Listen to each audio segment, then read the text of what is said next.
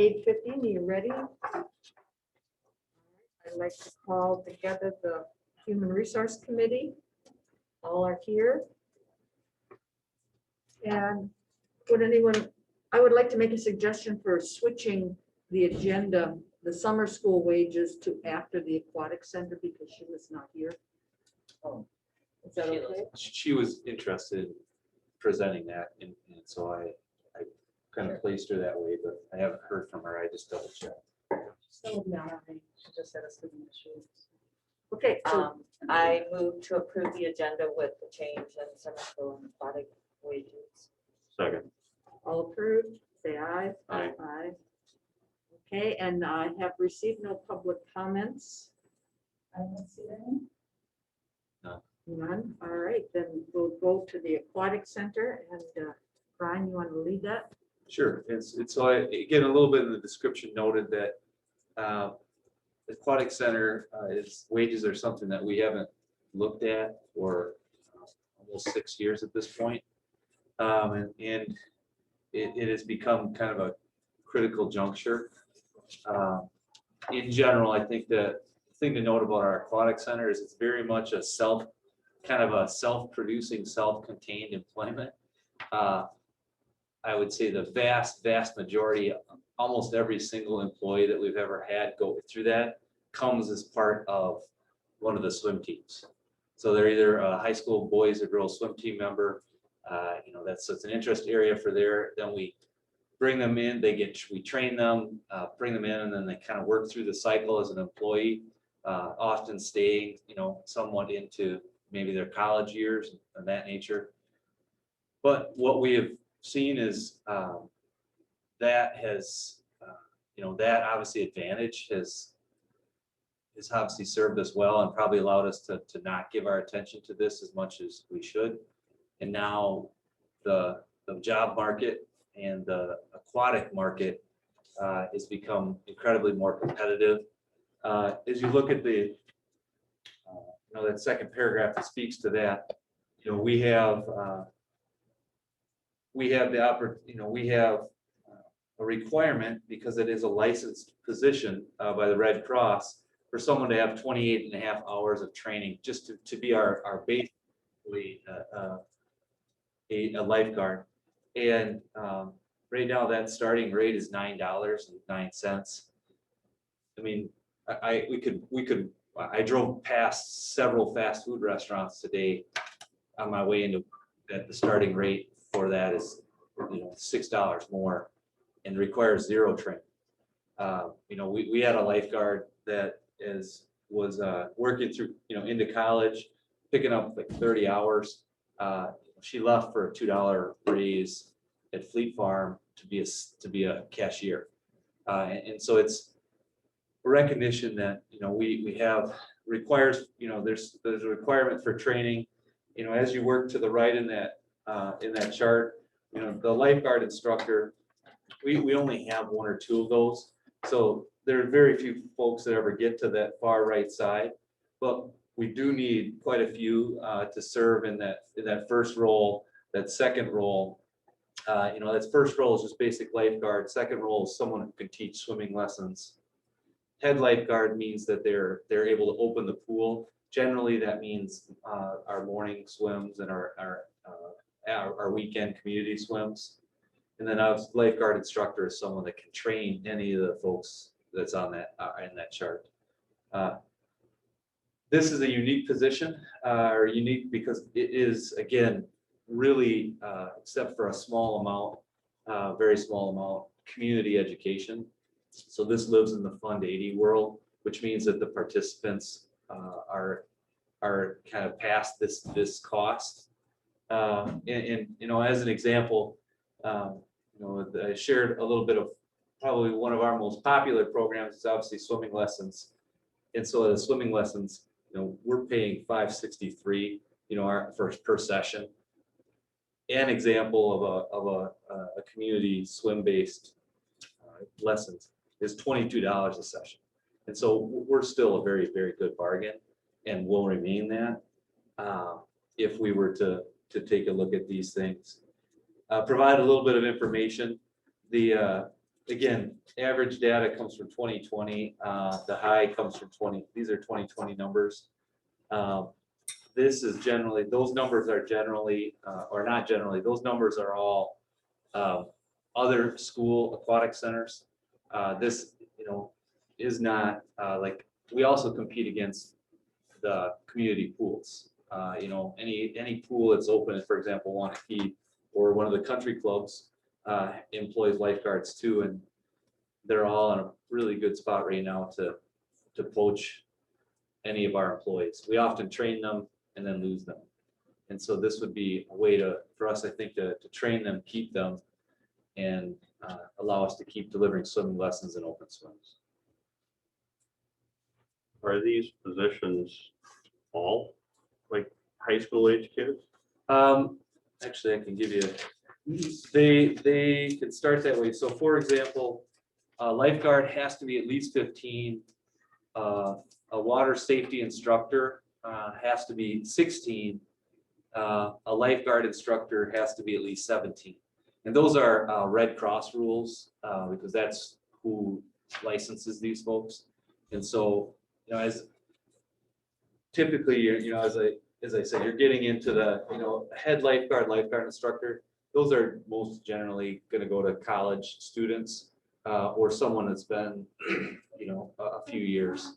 It's someone's hourly rate depends on the work that they're doing. So if I'm a lifeguard and I'm not the head lifeguard, acting as the head lifeguard that day, I would be working under the lifeguard rate. If I was teaching swimming lessons, I'd be under the water safety instructor rate. Or if I was a lifeguard instructor license, but all I was doing that day was working as a lifeguard, I'd be earning the lifeguard wage. So it depends. It's specific to the job functions of that hour to determine what they are paid for that. Brian, do you feel that if we use this proposal and we are in Fund 80, do you anticipate that our swim lesson rate would increase to cover? Yeah, it would. That would be Christie's plan, is that they would adjust. Right. The next time that we were at a point of starting lessons, they would adjust the wage. And this also, which is really how the Aquatic Center works. Right. For example, we provide lifeguards or have to provide a lifeguard for the community clubs. Well, again, that's really a pass-through cost. Right. We pay that person initially, but then there's a monthly billing that goes to those clubs to say, okay, you had 18 hours of practice this week. This is your bill for lifeguarding at your practices. And when would those next rates kick in? It would depend. It would depend on what the activity is. Like, for example, we're in the midst of a swim lessons right now. I know that we have another session that comes up in summer school. I don't know if we have a session that would come in between. The club costs would change. Once the board took action, then we would publicize that information, and it would change after that point. Could I share just a couple comments with the board, more process related? If you're okay with that? Yeah, absolutely. Right. So after, I think it was maybe the December board meeting, concern was expressed that financial related proposals weren't also being looked at by the budget committee. And the board treasurer expressed an interest because of this effort to have a 3-year budget plan to make sure that everything is viewed in light of the big picture. So I'm only posing this to you as more of a process question as board members regarding anything that comes up that has a price tag to it. I think as a whole, the board has to talk through whether you envision everything ultimately funneling through. Like, let's say this committee says, green light, let's go for it. Is this committee recommending that to the budget committee to look at as part of the big picture? Is this committee looking at going directly to the board? I know that like the co-curricular committee, when the winter program was added, that was something that I know some board members expressed concerns that in the ideal world, that would have gone into the plan, you know, the 3-year plan, and it could have been viewed with everything else that we're currently putting together. So I'm only stating this as a process piece for the 3 board members to think through. You could certainly, if you support the aquatics proposal, you could certainly bring it right to the board, February board meeting. You could instead say, we support this, but we would like it also reviewed by the budget committee. I just want the 3 of you to think about that, because I think as a board, that's an important discussion moving forward. Randy and I mentioned about the discussion with the co-curricular committee, that committee was really following policy and timelines that are there. But ultimately, if you as a board really want to get organized with everything that has a financial cost to it coming together in one place in a longer term plan, there just needs to be alignment across all committees and all processes to make sure that happens. So I'm just sharing that. The second thing is, it's always important to keep in mind that, and I think this is hard for folks who aren't like just super in tune with school finance. Certain proposals have pathways to get them done that are much easier than other proposals. And we're not necessarily making a judgment that like aquatic pay is more important than special ed para pay, as an example. There's a path with this proposal that has no impact on the district's educational programming at all. You know, as Brian mentioned, Christy has the ability to look at user fees. The second thing is we do have a property tax levy in Fund 80 that is there to support the community programs, so they're not 100% fee-based. So we do have a tax levy that's in Fund 80 that is outside of Wisconsin's revenue limit formula, which means that costs that are in Fund 80 do not affect the educational programs at all. So as an example, the HR committee could support this and say, I don't want to see the user fees for the pool go up. That's simple. Allie and I are putting the budget together. We look at the cost and we just add the difference into the Fund 80 levy for next year. You could say, we don't want the Fund 80 levy to go up at all because of a proposal like this. Therefore, we'd like the user fees to go up instead. So a program like, or a proposal like this has unique paths to getting it done. And so Allie and I can figure it out based on whatever it is that you want to do. And so it's important to just keep in mind that, you know, a proposal like this kind of stands on its own because it has a separate funding source that's not necessarily connected to everything else. But where you would set policy as a board is, do we want the increased wages passed on to the users through higher user fees? Or do we want the increased wages just added to the tax levy that's spread out across the community? When you as a board know anyways, you have a goal of a consistent tax rate. And because you have a goal of a consistent tax rate, in the end, we wouldn't even raise the property tax levy. It would just be part of our strategy between all of our funds where we levy taxes. So that's really the question, I think, from a policy perspective is, are you comfortable moving a proposal like this directly to the board? Do you feel like anything that has dollar signs around it should also go to the budget committee, which by the way, does meet next week, so the timing's fine. Do you think that committee should look at it? And with a proposal like this, do you want to adjust user fees, or do you want Allie and I to figure it out on the tax levy end?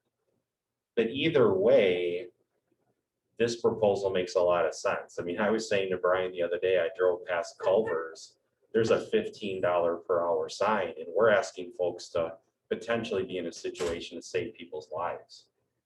So, I mean, the reality of it is we have to be ahead of those businesses, because what we're asking the employees in this area to do is go through extensive training for their qualification. And really, potentially, this is life-threatening, type stuff in a pool if they're not paying close attention. So it makes total sense that that $17 is above what you would see at a Culver's or a McDonald's, right? So I just wanted to share that for the three of you to think about process, which also applies to the next agenda item with Sheila, right? What's the process that you want to follow? And then as a board, what policy do you want to have to go with something like this, tax levy or user fees? So I would just pose those things. As far as supporting the proposal, we absolutely support making this effort to get this adjustment done. The pool's a key part of what we offer at the high school. We need to be able to staff it. I saw an email this weekend where we told Tri-County for kids, you can't use our pool in May because we don't have enough people. So, I mean, this affects events that people want to run, because we cannot possibly currently staff, because when someone's looking at potentially working with us, they're saying, I can do this, or I can go to, as Brian said, a fast food place in town, and they're paying more, and I have to do less. So what percentage of pool usage is community usage and not school student usage? Yep, so we view educational use of the pool to be the boys and girls swim team and FIAD, which is in total a very small percentage of the use of the pool. So the overwhelm, I mean, are there costs here? Sure, there's going to be lifeguard time at a boys swim meet this winter. But in the scope of the community programs, it's relatively small. Yeah, I think this is I'm fine with paying for it through community increase in fees. I mean, that's how most people do it. We've got a position here where people wanted to use it, and if we're going to provide a better service, then they should be paid for by the community who's renting the space or using the space. My thought. Just for clarification, when you're looking at the outside groups that use the pool, and when we're looking at a community who's thinking of building a community pool, when we do a user fee, is that a burden on individuals as opposed to doing the tax levy that's spread throughout? Is there a different way of looking at that? Yeah, you could look at it either way. That's a good point. I mean, you can add it to the levy, which is then spread out across the entire community or based on individual users. And I would say what we have right now, honestly, is a blend. Right? We blend the mix between our revenues and Fund 80 is a blend between user fees and the tax levy. So if you really truly ask every program to pay for itself, the costs for the user fees would be so high that most folks wouldn't even want to use it. So it is kind of a blend. So one approach could be a percentage increase to the user fees that would be equivalent to the percentage increase to what we're doing here. And then the same thing to the taxes, right? So if, as an example, if user fees are currently at, let's just say to buy a pass is like $50, and this is going to be a X percent increase, you can apply that to it, and the tax levy can cover the difference. It all just depends on your perspective. There's not a right or wrong way to it. You could have it all be paid by users, none of it be paid by users, or a blend in the middle. If money not being paid, what else does the levy pay out of 80 if we're not spending it on supporting this? So the levy in Fund 80 supports a variety of different programs. One of them is our community education program. So in Amy's office, they put out information about programs that would be available. I know it's been cut way back in the last couple of years with COVID, but we've offered community education programs where a percentage of Amy's time and her admin assistant's time is charged to Fund 80 to cover the cost of that program. Another example, of course, is the pool. Community use of our buildings is a big example. So if on the weekend, the village wants to use Prairie for basketball, there's no user, we don't charge the village, but we have custodial costs to operate it. Those costs go to Fund 80 and are entirely supported by the tax levy. So it just depends on the unique situation. We also have our community-based crossing guards in Fund 80. That's 100% supported by the levy. So it's just a blend. We have our police liaison officer in Fund 80, which is 100% supported by the community through the tax levy. There's no user fees there. So each program is just a little bit different depending on how it functions. The tax levy in Fund 80 is, relatively speaking, incredibly small. Nobody would even be able to figure that out. Like, what does it even mean on my taxes? Because it's so small. But in general, you see districts offer programs through their pool or community through a Fund 80 because it just doesn't impact the core educational programs, which is the advantage of it. So basically, our community contribution to these programs are paying for personnel and for us to open the doors. Are they also paying for part of the maintenance of the pool, chlorine of the pool, all those So type of things as well, or is that just something school picks up off the side? Yeah, so a couple of years ago, the DPI came out and said, in a pool as an example, if you have school use, so you have a high school boys and girls swim team, 100% of the cost of the maintenance, the chlorine, the chemicals, the supplies is a Fund 10 educational cost, because it is used primarily in their minds from an accounting perspective as a school facility. So what we can code to Fund 80 would be the lifeguards that come in and are there for a wave swim meet, or the lifeguards that come in for a program for 2-year-olds or 3-year-olds, whatever. That all, or for seniors, all that gets coded to Fund 80. So the DPI was very specific. Basically, facility related costs we have to use in our normal budget Fund 10, but I would call it like add-on costs can be put into Fund 80. So the example of the village center using the gym, if we have a custodian, that time card, that add-on cost goes into Fund 80. But the utilities that we know are being used to turn on the lights and heat the gym, we pay for that out of our educational fund. I have another question. If we're looking at thinking about a policy of everything going through budget, anything that has money attached to it going through budget, I kind of question that the idea that we need a vision and we need to think about how things are going to be paid for. But I have a question if we have to always go through budget, if that doesn't give budget the narrowing scope too much power to follow through on some of the decisions that other committees are recommending.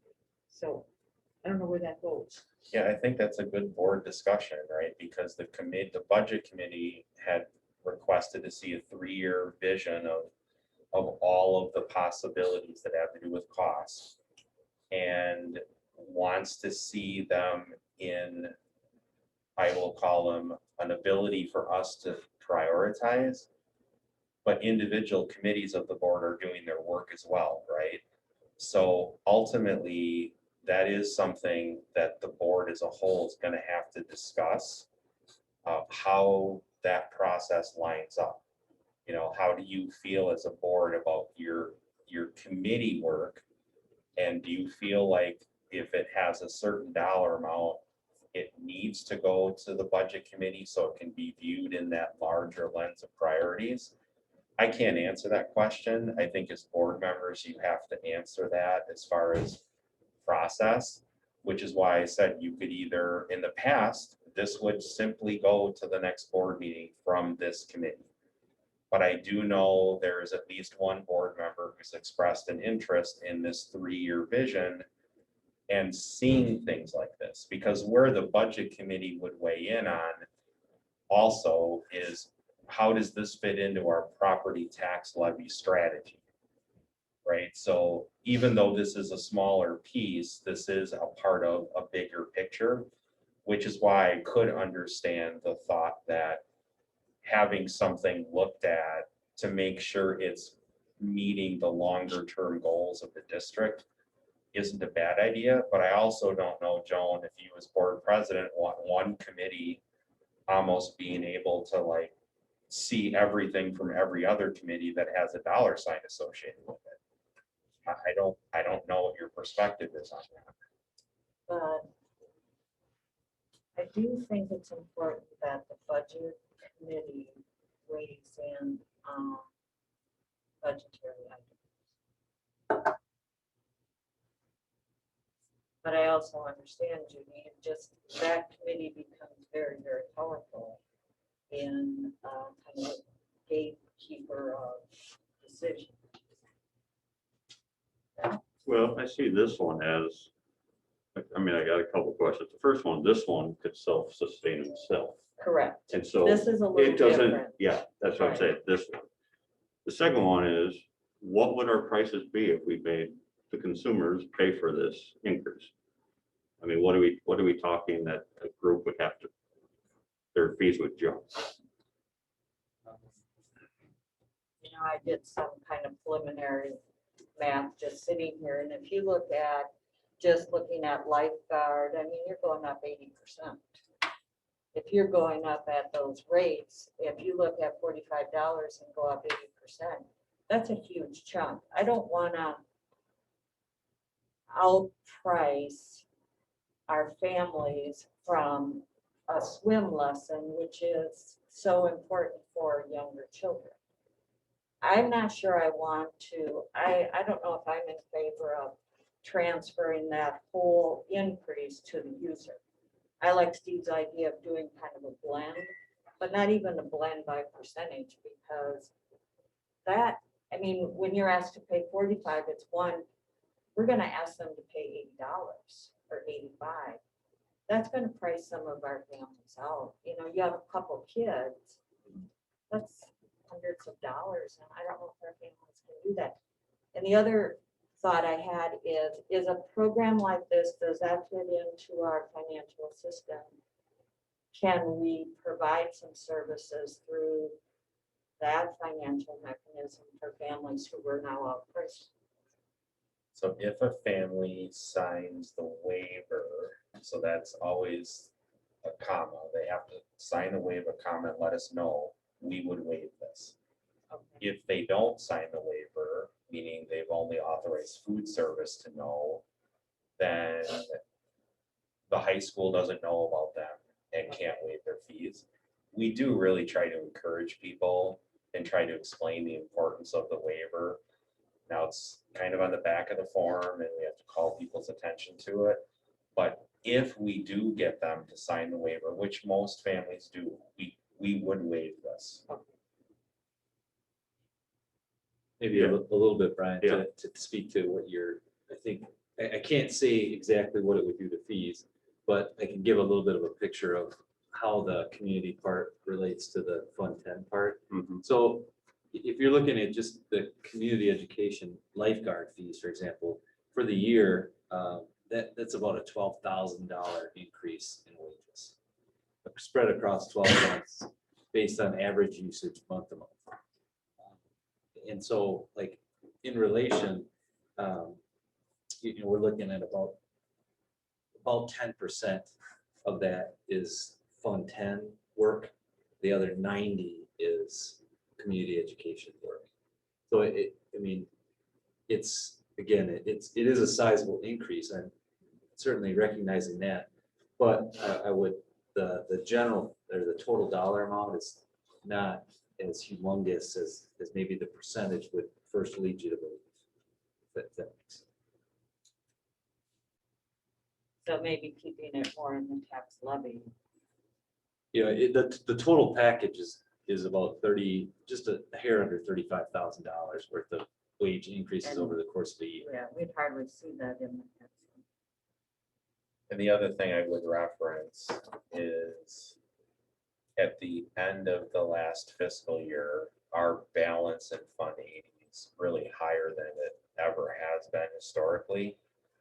The reason for that is we've had our standard tax levy in Fund 80 the last couple of years, but due to COVID and either building closures or scaling back programs or anything else, we have what would be best described as a healthy balance in Fund 80 as well.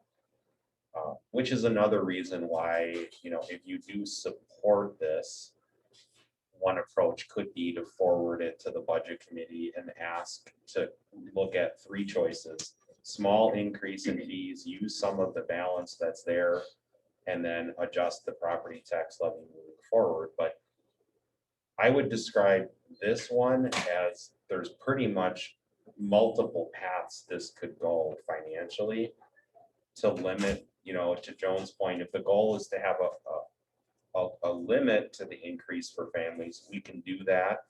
We could present to the budget committee the following week a pathway to get this done, to kind of take what you've all been saying and find a pathway to get it done for next week. But again, that would, if you're comfortable like recommending this to another committee, I do think we could put something together. I could put information in the budget committee packet as a reminder about what the balance is. We could ask Christie to put together information on the current fees, and we could put together a cost impact of, let's just say this proposal is like 30,000. How much of it we could raise through user fees and how much of it we could raise in the future through the property tax levy. That's something we could do if you were interested, if you supported this concept of moving forward these wage rates. Yeah, I think for things that we could, it provides funding to pay for it, it's fine. But if we're gonna use any type of budget or levy issues, then it needs to go to the budget. But if we can sit there and say the user is gonna pay for this, then I don't think it needs to go there.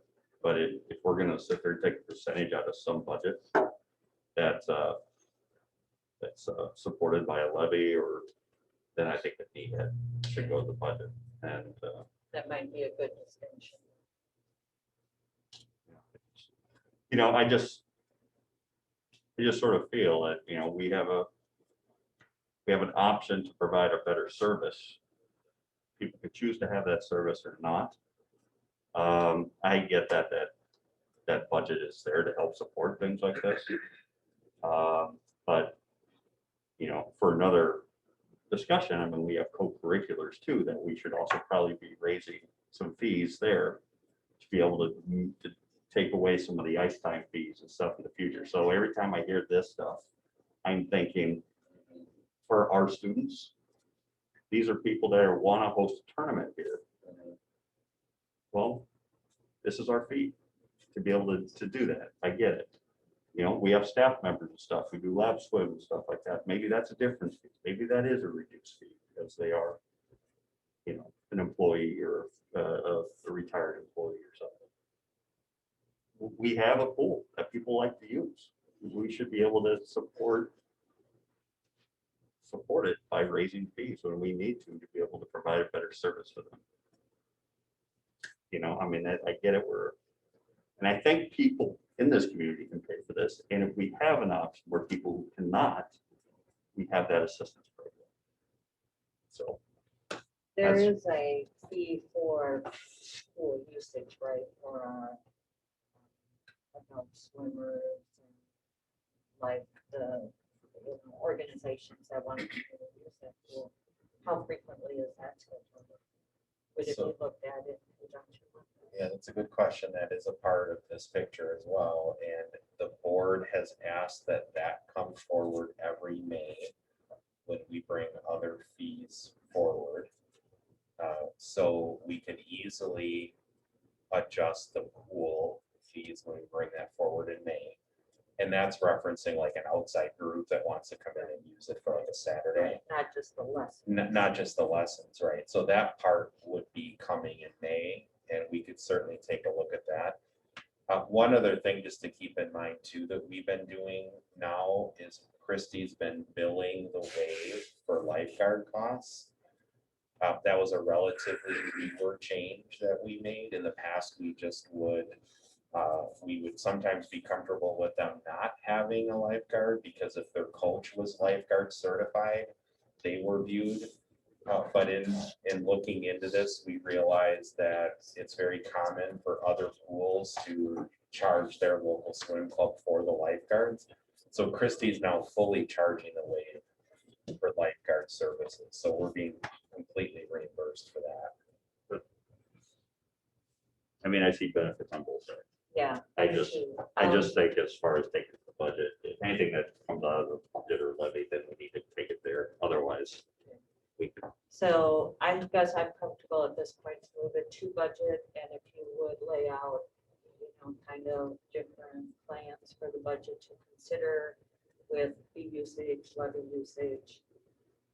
How you see Yeah. it. So we're not bringing it to the budget to decide if we should go ahead, but No, how to fund it. No, we recommend that we go ahead, but we would like budget to weigh in on the funding mechanism to this one.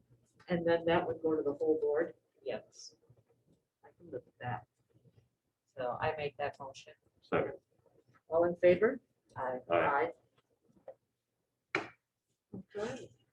So then we'll flip to summer school wages, and Sheila, I did attach the memo that you had provided me for the board to take a look at, and so I'm actually gonna flip it to Sheila, so you can hear a new and fresh voice. Here in the meeting room. Sure. Well, good morning. Thanks for having us come in for summer school. The memo really outlines our need. It has been difficult the past few summers to get enough staffing down to the, can we have this course? Can we hold this for summer school? In summer school is really big. One of the things I didn't include for you, and I can show you from here, you won't even need to see all the numbers. This is a 9-page document from DPI that reports out every district and what they get for FTEs for summer school in descending order. So our top FTE getter happens to be Green Bay. And so when you think about all the school districts and all the type of programming they have, the yellow line is Waunakee, and this is a 9-page document. We hire a lot of people. That's what it comes down to. And just last week, knowing as we start talking with our staff about remedial classes and enrichment classes for summer school, our surrounding area pay we're not as competitive as we should be. So our last pay raise was in 2013. So it was a while ago. We do with our paraeducators and our classified staff, their increases happen because it's linked to their regular school year. So they're not included in this. But our teaching staff, and if we wanted to talk about our teaching assistants, because they're the ones who are seeing that Culver sign, those are the two pieces in here for us to take a look at.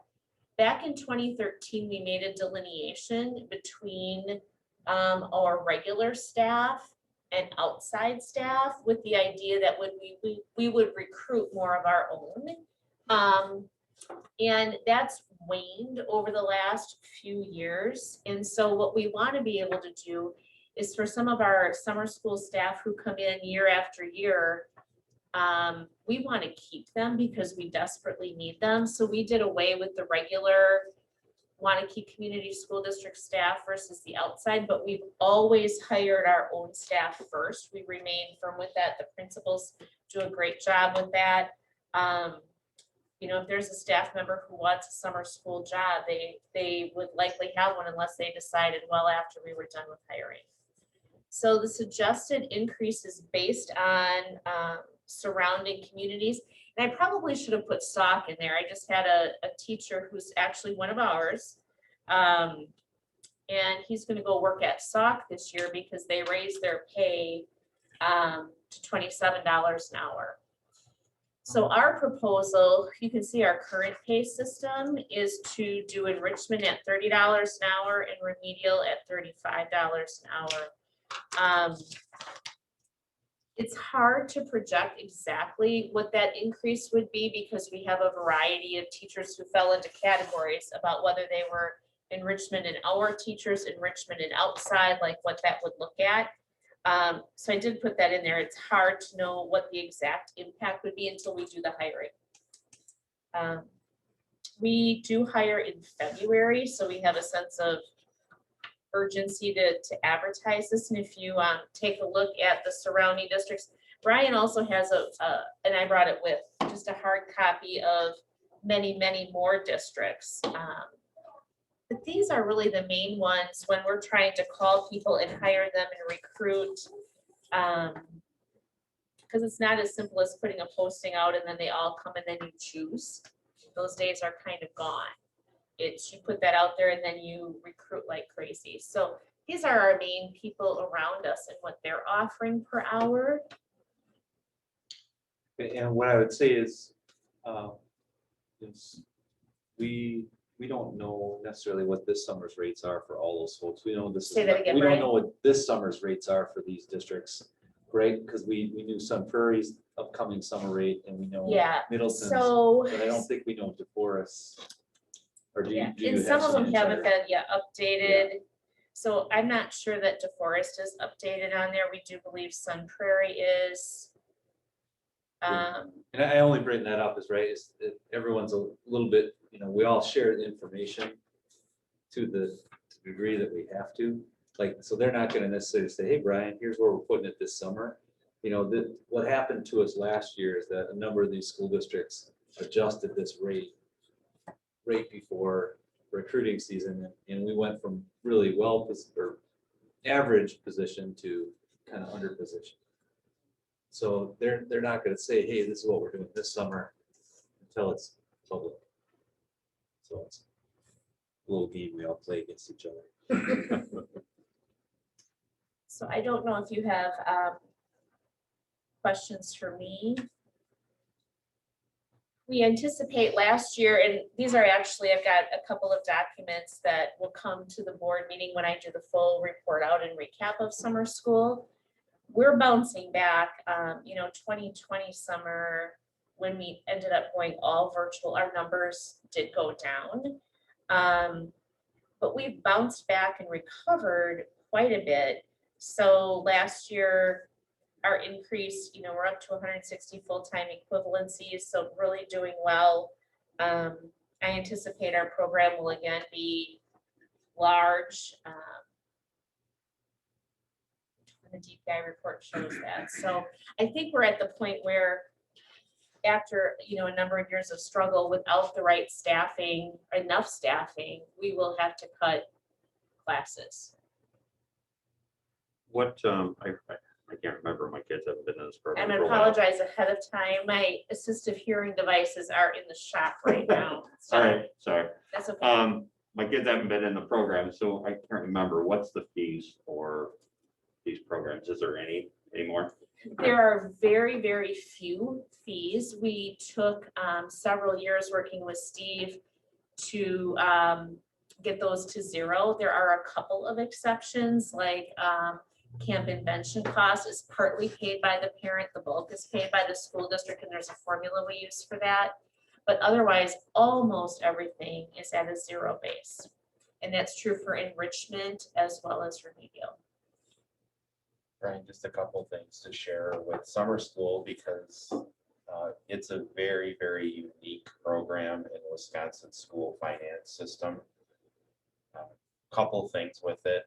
The summer school count is included in the revenue limit formula, which determines the amount of funding we can raise each year. And there's very few things that count in the revenue limit formula. Summer school is one of them. When Sheila showed up or handed that list where you highlighted where we were at, we have always, as a district, supported efforts to have as robust of a summer school program as possible, because ultimately it feeds into our revenue limit formula, which feeds into the resources available to the district. So we've always been supportive of trying to have as robust of a summer school program as we can. So that's an important thing to keep in mind. The second thing is the summer school student count is a part of the state equalization aid formula, which determines how much funding we receive from the state. So summer school is unique in that the program itself pays significant dividends back on the financial end. And so it's just always important to keep in mind that summer school is in a unique place in Wisconsin school finance compared to some other costs that we might have, in that we do have a revenue limit impact and we do have a state aid impact.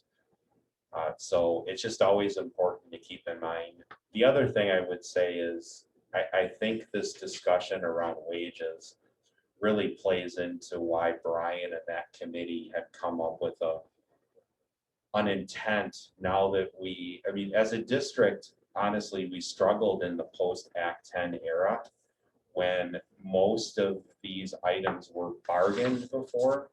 So we go into a collectively bargained cycle, and the teachers union would bring up wages that were in the teachers agreement, and we talk them through. After Act 10 ended, there's all sorts of dollar amounts that are included in the teacher handbook that went a very, very long time without even being looked at.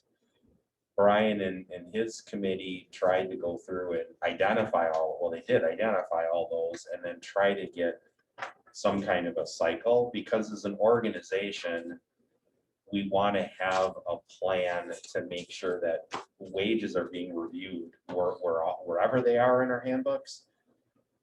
It's just become increasingly difficult in this new HR environment when districts are rapidly changing rates, that we may have had a schedule that says, hey, we should do this and this year, but then if now we can't hire people, right, that doesn't make a lot of sense. So just keep in mind that I think there is a lot of value in continuously reviewing rates. I actually really like what we did. This was years ago when we proactively approved summer school rates for 3 years and let people know it's this, and then we're moving it to this, and then we're moving it to this. And it showed our staff our commitment to increase that wage consecutively. The problem we end up having is when wages become stale, right? So like we did that for, I think, a 3-year cycle, it stopped, right? So then when you stop, other people catch up to you and go beyond you. So one option to consider is, are we just looking at this summer and then we'll come back to it? Another option is, do we want to make a commitment to this on an ongoing basis so that it continues to be adjusted? You know, so we're not every year, or maybe your preference is every year to look at this, but due to the importance of the summer school program, this probably should receive some type of annual adjustment, just like all the other wages are receiving. I wonder if it might be beneficial, and might weigh in on that, for a staff member to know there's some type of longevity increase. So if I teach 1 year, then the next year or summer school, I know there's an increase. You know, so kind of like our salary schedule, would there be? And I know that that might be a accounting nightmare for those two people, but would that help retain your staff to know, boy, I've got 5 years experience in summer school and now I'm at this rate, and you know, it increases each time? Sure. So we've talked about some of those pieces. part of combining, whether you're our staff or not our staff, does some of that and pulls in people because they were always paid at a lower rate. We could, if we did it in maybe big increments. The hiring program is pretty complex on how it hires for a position and then translates that because they're hourly, they're tied to an hourly rate. And so how that's posted and how that calculates and how the HR program and the payroll calculates, I think that would be something that Brian and Steve's office would probably need to oversee if we did that. Because then it's a per person instead of a type of contract that you have. It's very individual. And we hire about 300 people. And that's a combination of teachers and classified paras and teaching assistants. So it would be pretty significant. I understand what you're saying. So maybe if it's as simple as after 5 years, or like there's those increments, we could do that. But I think your beginning base has to be very competitive, and maybe that's gonna take care of it. Yeah, I really support this beginning base. I mean, I agree. Can students come from other districts to our summer program? Or is it just for Do we what with other our? Can districts? students come from other districts to a program if they don't offer it in their own Yes. district? They can come Yes. to Waunakee? We've got staff who come from Middleton because. No, I'm talking students. Students, no, we do not. Actually, one of the things I can share with you, back in this is the summer school review. You're gonna see this. Is it okay to pass it out ahead of time? This is something you'll see in the next board packet. And it shows you the enrollment and the FTEs, student count, out of district and in district over the years. So we have a really big commitment to growing it. Obviously, we've had a dip with COVID and how that changed. Otherwise, our trajectory has always been really excellent. And we have data that goes, longer than 10 years, but this gives you an idea. So we haven't had out of district ones until, since 2019. And those are usually really unique situations where they might be coming in, and we did have an out of district fee for that, which was considerable. And now we've completely done away with that because we struggle to staff for our own students.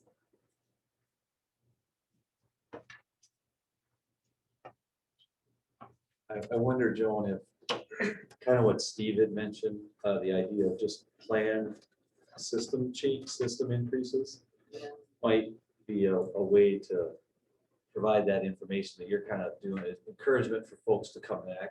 If we have that systematic increases set up, it would also manage a little bit of that, kind of what Sheila brought up of, the number of staff that we're hiring is significant, and that is kind of sifting through who's returning in how many years could get kind of complex. Right, I get it, I know. Unless you did like a stipend. I mean, maybe it's just like a simple after completion of year X. And that could be something we look at in the future. So instead of tying it to an hourly rate, I don't know, maybe that makes it simpler. But isn't the current problem hiring enough for right now? That's what we're really trying to do. Right. Not retain them for the next 5 years, but make sure we have enough for every year. I didn't catch I said that the key thing here is that we need to hire every year a certain number. Not that we retain great teachers year by year by year, not that they aren't great, but it's the problem of not having enough for every year. Yes. Yeah. Yeah. So your base is good. That's the incentive, not the longevity. Correct. Yeah. Correct. And people's plans change, and what they're gonna do from this summer to next based on, family, different commitments, whatever it might be. So, yeah. So maybe it's not that important to have a teacher do it year after year. It's the best case scenario when they continue with us because then they know the curriculum, and if they're on a team, it's certainly the best case. and we strive to make that happen. But I think in the end, it's being competitive with your area that's gonna bring them in, or we're not.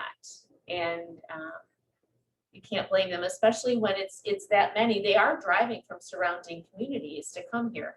And if surrounding communities are paying more, and those other communities, everybody's struggling to find, nobody has this plethora or all of these extras that they don't know what to do with. I support the increase. That needs to go to budget, right? So, right, this is one that probably should move to budget.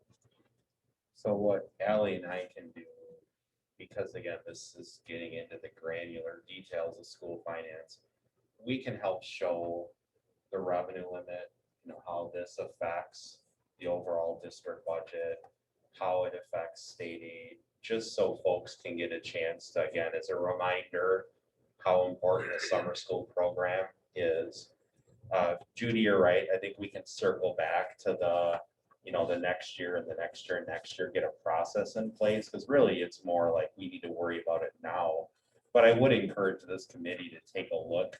Maybe a future agenda item is, the work that Brian and his team did to come up with a multi-year plan of when to adjust wages, and maybe take a fresh look at that. And do we need to be maybe a little more aggressive in with the way that the HR climate is changing? But Ally and I can add this to the agenda to next week's meeting, and we can certainly share some information as far as the importance of summer school, at least from the financial side. Of course, there's significant more value to it besides the finances, but we can do that end of it. And we can show folks the value of summer school from the financial angle. And then obviously you can share this, and then I think this committee can take another look at that. Brian, what do you think about that schedule you created, maybe bringing that back into a future meeting? Sure. I mean, I think that this would be a logical addition. Actually, I would think that both the two things that we've talked about so far would be logical additions to a kind of a review schedule, just to keep them current. I do really like the idea of planned increases, because we live in that reality that we know that we're in inflationary times. We're gonna see that, and obviously there is no, I would love to say that there's a report that the worker shortage is only gonna last a year or two. There is no end in sight, and education is worse off than the general workforce. And so this is only gonna become a more challenging and important topic as the years go on. So being proactive is, I think, a great idea. Do we need it? I mean, I'm putting my support into the bottom of the page as well. I mean, student assistance, Right. Piggly Wiggly starting at 10. Absolutely. So you're there a year, you're 11. So, I've had sons that did this, and you wouldn't be able to go do it again because he's getting hours at other places. So I'm in support of that as well. Right. So are we good to make a motion to move this to budget? Yes, Okay. and I would second that I support this. All in favor? Aye. So moved. Budget. Thanks, Sheila. Thanks for coming. Thank you, Sheila. We'll connect too, because the budget committee is next week, the next budget. Yes. Committee. So probably would be good to have you a part of that discussion too. So Okay, I'll connect with Just- you. Yep, sounds great. Thank Thank you. you. Thank you for your time.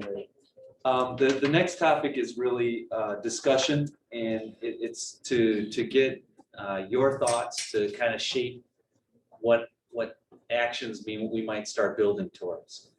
And so this committee is well aware of kind of the budget limitations that we're working under. And this committee has been really closely involved with the work that we as a district have put in to create two compensation systems, one for our teaching staff and one for our hourly staff, that have been very well received. But those two realities are are crashing together. And so this discussion really is to hear your thoughts of what are some of the next steps that you would like us to take in order to keep advancing compensation. And what we have is really kind of three, at least I had put up three initial options based on what we've done in the past and what we could do. And so option number one is, I'll actually start with that one because it's actually kind of the one that blends the two together. And that would be allowing staff, hourly employees to advance within the identified schedule that we've created. They move to the next box, if you would, based on their tenure. And that would be established for their first paychecks of 22, 23. The system itself wouldn't change. It would just allow them to move a year based on their hiring anniversary date. And then again, within the teaching realm, that we would allow teachers to advance based on points and tenure within the current system with no inflationary or CPI increase. And that again, we could look at revisiting the CPI or inflationary increase when we have a full picture of financial information. Where are we at with student count? What other sources of income might we have? What is our staffing level at, et cetera? That would be one option. Option number two is to permit staff to advance, and then basically, let the folks move in the system and raise the system. That would be option two. That would be similar to what we actually did this year, coming into the year. And then option number three is no one advances, and the system does not change until we have a full picture, student counts, referendum, operational referendum, sources of income, everything. And so those are options that I had thought of for our discussion. You certainly are very likely going to have some more, but I'm interested in hearing what actions which of those do you think makes sense? Which should we start to continue to plan for or work for, with knowing that there's obviously steps that have to occur before any of them happen? And then there's a couple of things I'd like to share too. Yeah. One of them, the three of you have not heard yet, but there's a board member who has an interest related to this topic in the community survey, related to the referendum, related to the operational referendum in November. So I want to make sure you know that, because you'll see that draft soon. So you're not wondering why is that in there. And then secondly, I emailed something to Rebecca. I was going to ask her to pull up. I know that Joan has seen this, but I just wanted to make sure that Judy, you have a chance to take a look at this, and Brian as well. And I've got two different scenarios that I've shared with the budget committee, because I want to share with you that we do have options and there are possibilities, but ultimately the entire board has to be on the same page with how we're moving ahead. This page just simply said at the top, revenue increase, with the state budget providing currently an increase of 0 on their revenue limit, and the increase that's identified already for special ed categorical aid and our estimated student count. We're looking at about $107,000 in increased revenues. Now, two things to share with that. Last week, the state announced there is a large budget surplus. The governor also announced a goal on how to spend that surplus. A huge portion of the governor's goals are public schools. So the governor put in his proposal basically what he was originally asking for public schools, which was a roughly a $200 increase per student, a larger increase in special ed categorical aid. But this isn't the state budget year.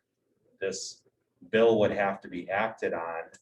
There's no requirement for the assembly to do anything with it because it's not a state budget that has to be approved. So at this point, it's great that that's been proposed, but we certainly can't count on anything like that. So just know that that's out there, right? We may hear from folks saying, that's great, the governor's proposing spending funds on schools, which it is. So we're just gonna have to monitor that. Excluding that, we have about 100,000. One other positive piece that you may have seen last week is our student count increased by the largest amount I've seen in a long time between September and January. That's incredibly positive news. That's a sign that we're continuing to see growth in the community. That's a sign that our enrollment projections are likely low, and that will increase that number. Now, 30 new students is only about 100 grand in the revenue limit formula. So you're not talking significant movement, but positive movement, right? Anything we can do to go in the right direction is positive. What this page shows you of our budget planning document is if we try to do something like we've done in the past with the revenues that are coming in, we'd be about $1.2 million in the hole next year without a permanent revenue source to attach to the salary increase. So that was one of the scenarios that Brian had up on the screen, was to give everyone the full increase for the first paycheck. I can't speak to the board this spring that there is a permanent funding source to cover that.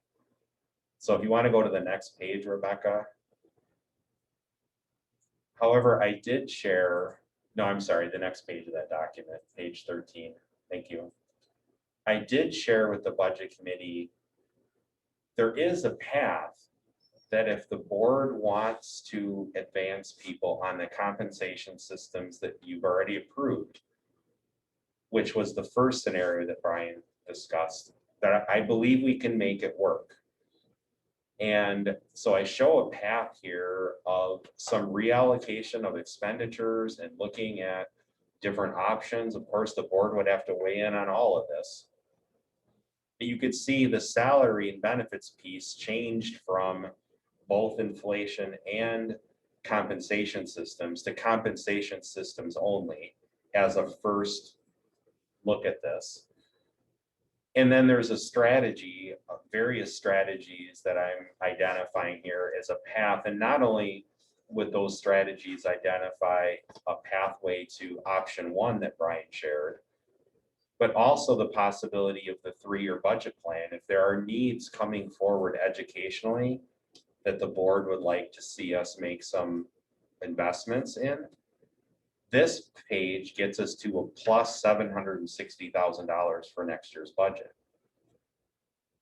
The wage piece, as you can see between the two scenarios, is critical in helping us determine a path for this spring, which is why we're prompting that discussion now. The other piece that I'll mention is Randy and I met with the board member and discussing the community survey, which you'll see a draft of at the February board meeting. This person's interested in testing whether in an operational referendum, the public would support funds being dedicated towards wage increases. So it's just a test, right? We've got a number of things that we would test in an operational referendum question to the public, but a board member is interested in us testing that question. We've never done it before, but that certainly doesn't mean we can't do it. So right now, the first draft of that community survey for next November includes that test of that topic. So you will see that, and that's another reason why when you see Brian's option one, it talks about wait till the fall. There's another big topic coming this fall, which is our referendum. And the referendum will have two components to it, the capital piece and then the operational piece. So as we are discussing wages, there's going to be a lot of information that comes together this fall. How many staff take up on the early retirement proposal? It's not just going to be identifying the number this spring. It's going to be the replacements and then what benefits did they select? Right? We have some folks that join us that are 22, 23 years old that stay on their parents' insurance till 26 and take our payment in lieu of insurance.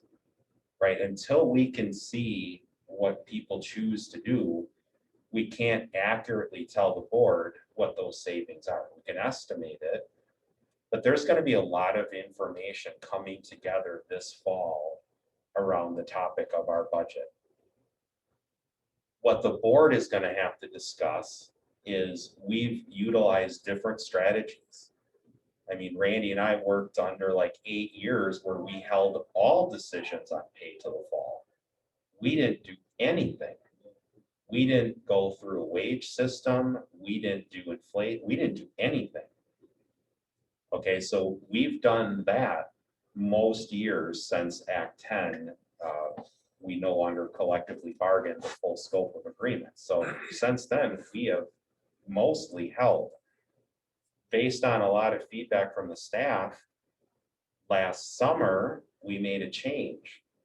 And we provided increases, both increases, moving along a schedule and inflationary increases for the first paycheck.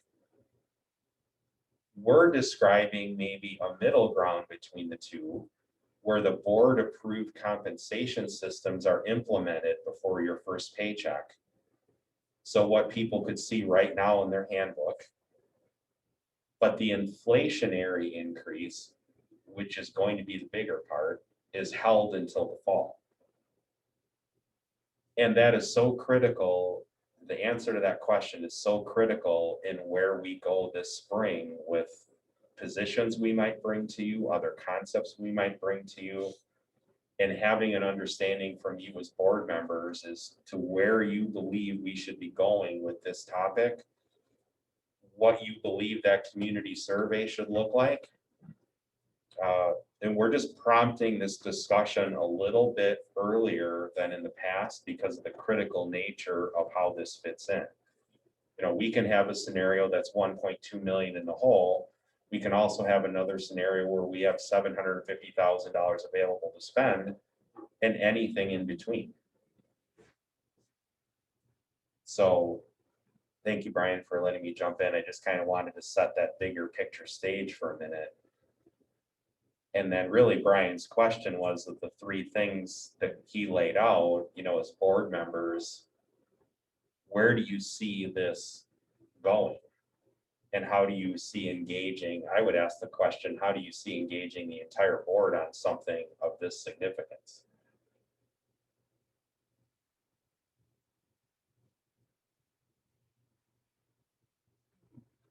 Before we start that discussion, Steve, where is the 2.1 referendum money going?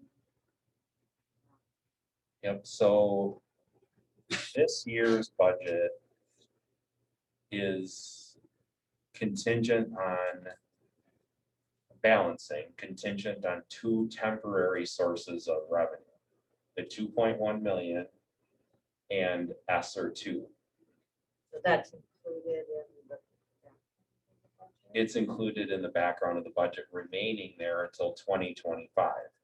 So in the survey, that's one of our survey questions on the operational referendum side, is that $2.1 million is temporary until 2025. And so we're testing the question about extending the $2.1 million to permanent. So there are two major sources of revenue this year that are temporary. Next year, it's the 2.1 million that remains temporary, and ESSER 3, which we're spreading those out over 2 years. That becomes temporary to help support next year's budget. So we're testing out these ideas in the operational referendum question again to find out if the public would support permanent funding for these temporary sources. And it's really what every district is gonna have to do. I was sitting at the school board, school finance puzzle at the convention, talking to a board member from Wausau. This is what they're gonna have to do. They spent their ESSER funds on wage increases. They don't have a permanent source of revenues to go with them. And this board member said every district around them has done the exact same thing. But we haven't, right? Our wage increases have nothing to do with. Or do they? I mean, in the end, what we're going to end up doing with like ESSER two funds is put the positions, the new positions that the board approved for reading, math. We can fund those through ESSER two. So, and then we can shift them to ESSER three. But then as those funds fall away, we have all those positions that we approved last May that are going to be tied to temporary funding sources. And then the wage increases that we approved for this year and potentially will be approving for next year are truly connected again to temporary revenue sources. And the 2.1 million, with the way the question was asked to the public, it just gets added into our revenue limit formula for the board to determine how to use, or if to use it over the next, it was a 5-year question. So we're balancing our budget based on the fact that we have the 2.1 million and those funds available to us from the federal government. But ultimately, why we want to engage the community in this question is ongoing permanent support. Now, that's what the governor just proposed last week. So if in the event that the governor's bill were to make it through, that is permanent ongoing support. We don't have to ask our public for. So it just depends on whether you think that has any chance of gaining traction or not.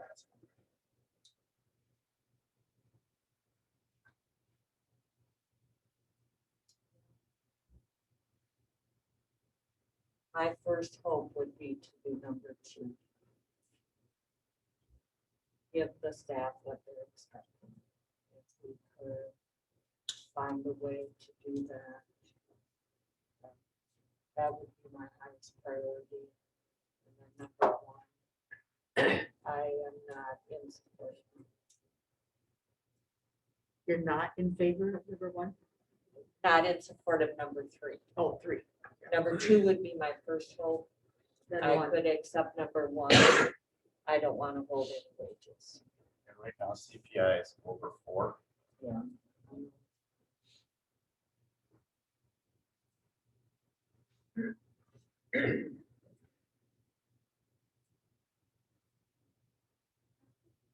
And just to share some of the other strategies that were listed on that page that showed how we could get to a positive budget balance involve things like transportation. So we've had a decreased demand to ride our buses during COVID. Our transportation budget is higher than what we're currently expending. Demand is down, bus routes are down. So the question is, can we permanently move money from transportation to wages? Right? That's a question. I mean, my guess would be if we again see decreased demand for busing this fall, I think the board could make that decision to move the money out of transportation and over to wages. But that's another one where you probably would want to wait to see the signups for transportation in August and who opts out.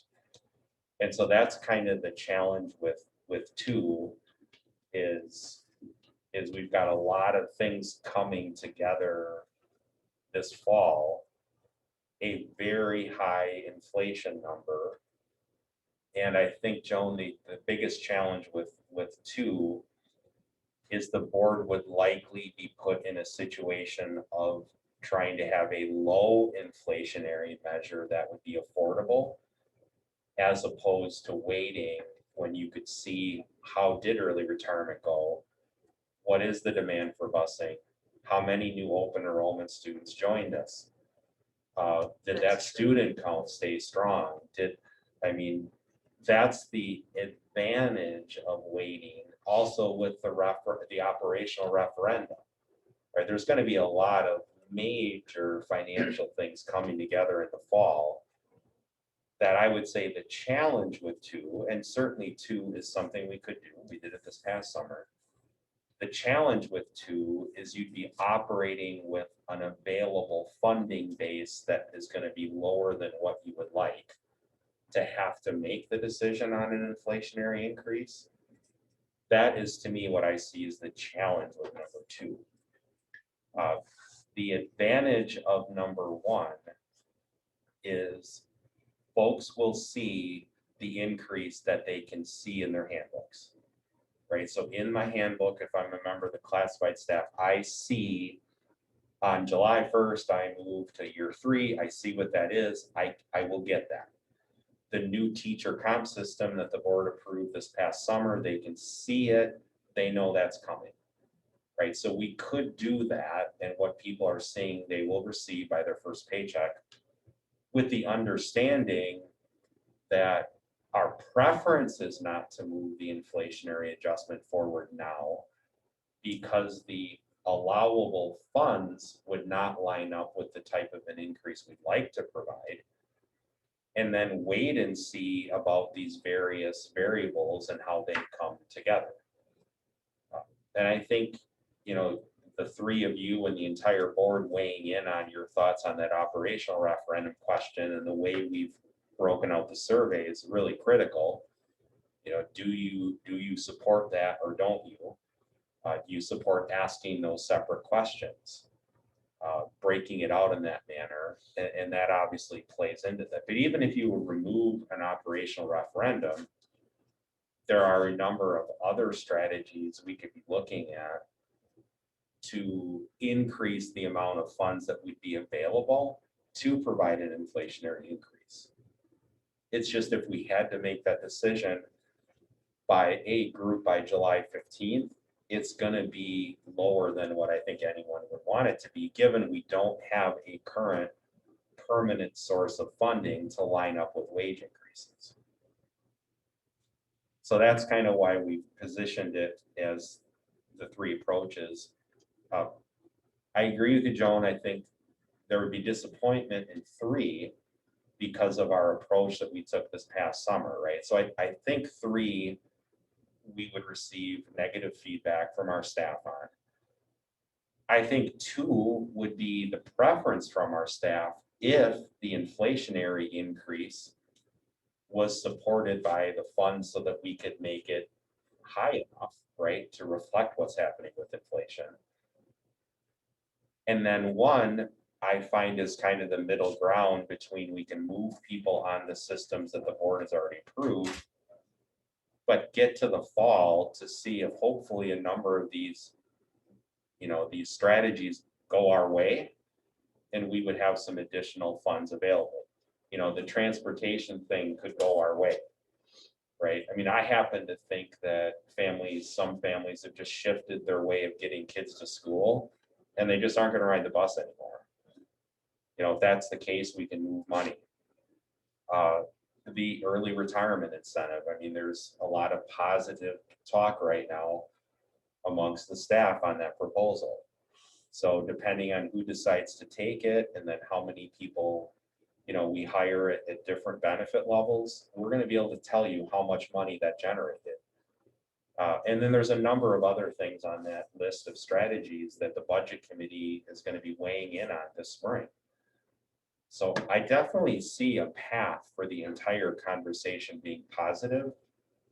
It's just how to get there and really how to engage our staff so they understand what the board is doing and why we're doing it this way.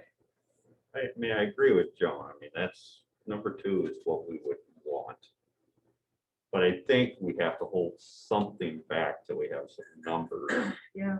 You know, get, you know, sort of a middle line where they see the progress of what we've been working on for the last year or so, or many years, but there's still that unknown. And that worries me that, now, I would think, you know, it's hard when you start talking about somebody's income, especially what they do, but I think you got it. I think we have to sort of hold some decisions on part of it until we see better numbers or what's going to happen in the fall. But provide some consistency with what we've already decided for them, so. Brian, review, I don't remember exactly what the new system guarantees for like a teacher. Sure. So there's a $400 just experience raise. So then there's a up to $750 professional development points raise. That again presumes that someone's got 250 points available, which I've run that report and based on where folks were at on June 15th, which is kind of the start of the new points year, we're going to have a really high number of folks that are going to have that number of points available. I mean, like it will be the vast majority of our teachers would have that available to them. And then on a 5-year interval, based on your hiring date, if you have additional points available, you can get an additional $750 raise. So the basic, if you would, package would be expected to be about $1,150 in any given year. On every 5th year, based on your hire, you can get another $750. And then there's also continue to be, raises attached to if you've earned a master's degree, you've earned a educational specialist degree, you've been nationally board certified, you've gotten your PhD, you get, and those I don't have off the top of my head what those are, but those are roughly, $2,000 to $3,000 worth of raises as well.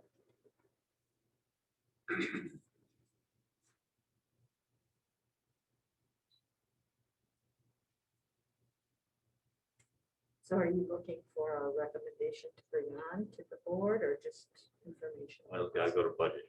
Well, what I would say is this is kind of really a discussion to just get, what I've heard, like for us is to continue, because obviously for us to really talk about what strategy are we going to use, we need to be able to provide you, here's what based on our staff now, here's what it would cost us to allow everyone to advance in the hourly system.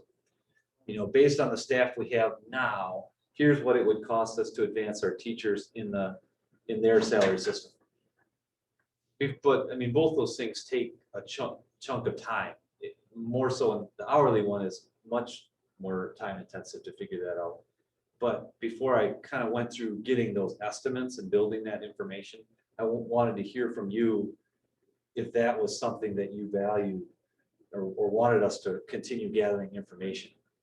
And so what I heard is that 1 and 2, which both involve us doing that, are something that we would like to at least continue talking about. And so that almost really this topic flips down to our last one, which is future meeting agendas, right? So it's get more information, bring it back to you so that we can continue that discussion. We would certainly never ask the board or your committee to say, let's pick one of these things today without giving you the numbers. So we'll put together numbers and bring that back and continue the discussion. In our probably a February timeframe. Actually, we're almost February timeframe. So we'll have to talk a little bit about whether that's a late February. I see it probably is kind of a late February meeting again, so that we keep advancing. Because we'll also have at that point, we'll have a really good, depending on what exactly we pick as a date, we'll know who is elected to retire for the incentive package and who is not. Yeah, that one.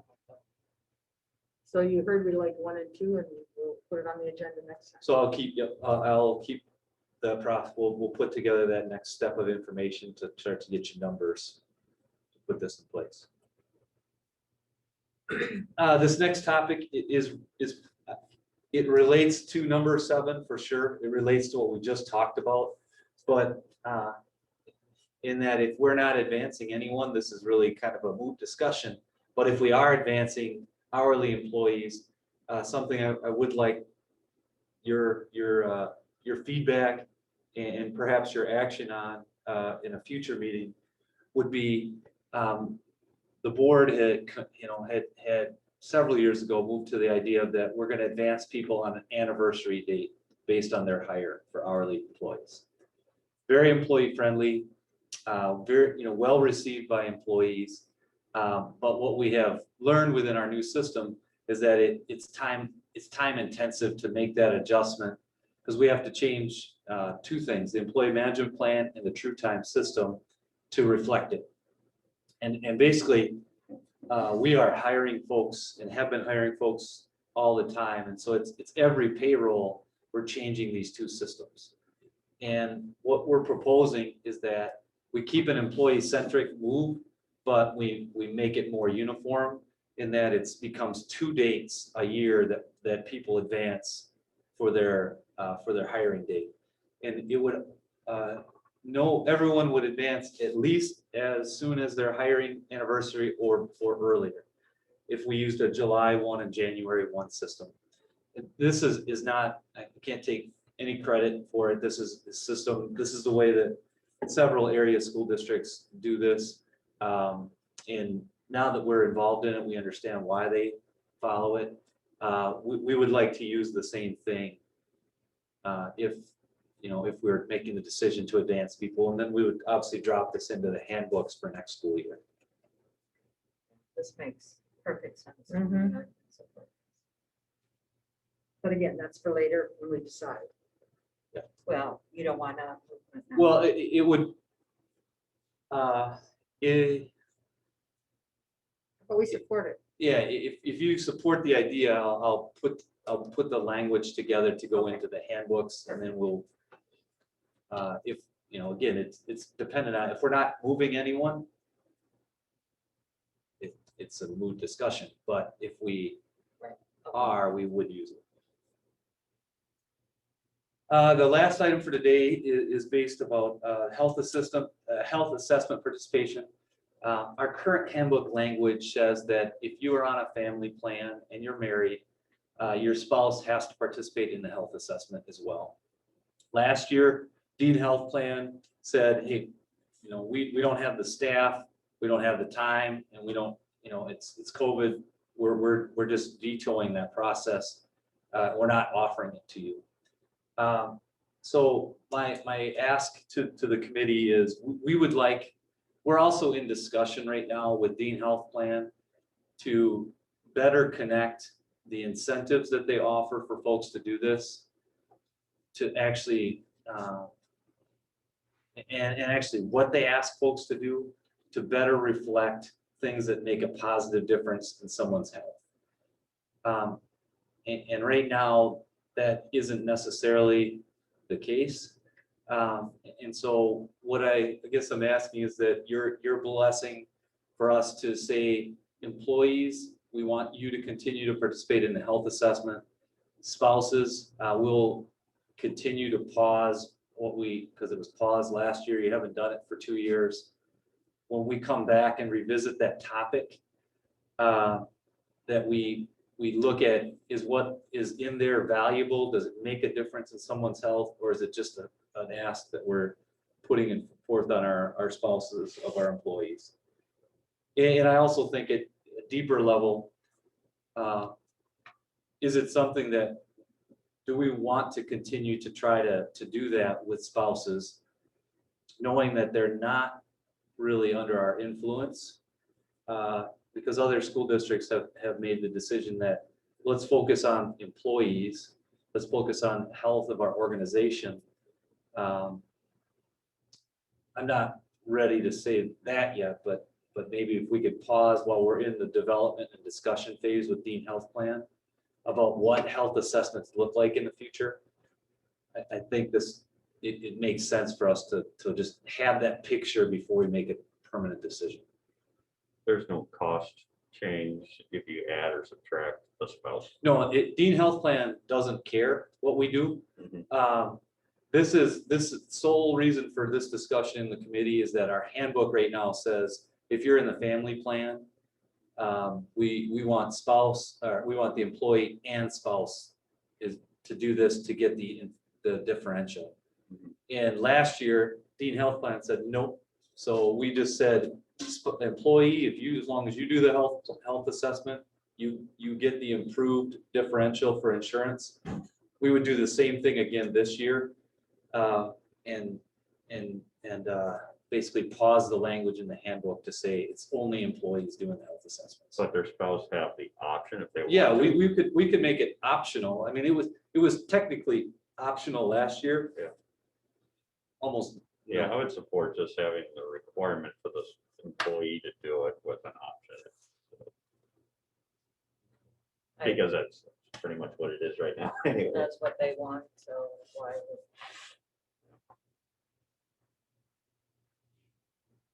This would be handbook language adjustment, so I would need a motion from the committee to, and then a motion and action from the board as well. I move to make this change in the handbook. Second. Stated. All in favor? Aye.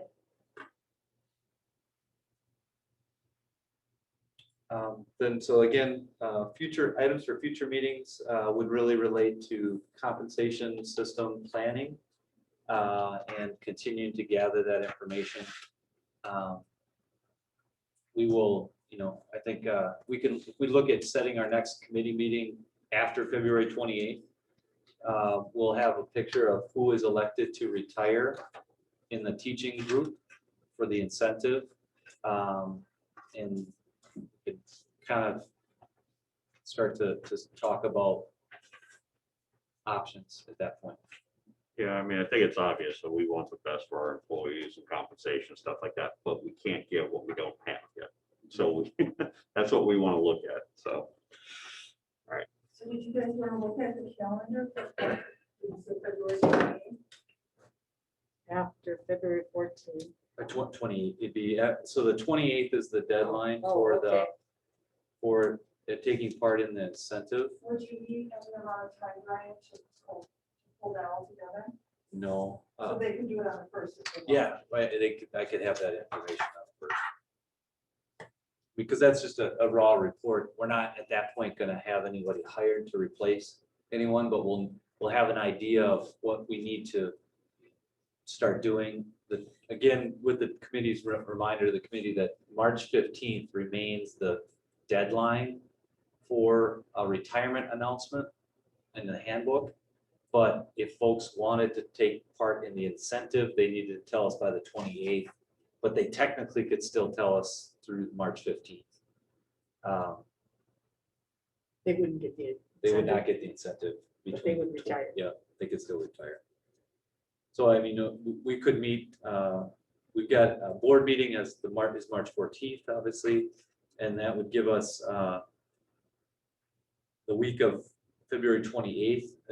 As Rebecca said, we could meet as soon as March 1st on Tuesday, or we have the week of March 7th as well.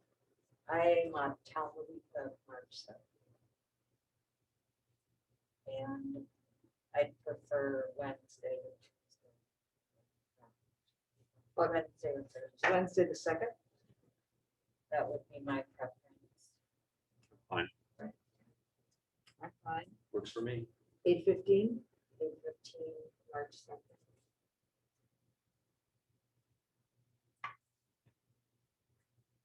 Right in the calendar, get a double dose of coffee. Two coffee. Two shots. Two coffees. All right. So we're gonna give you a lot. But of it's hard to bring it in and drink. That's the problem. As long as we have bathroom breaks, I'm good. Okay. Any other items? No motion to adjourn? Second. So moved.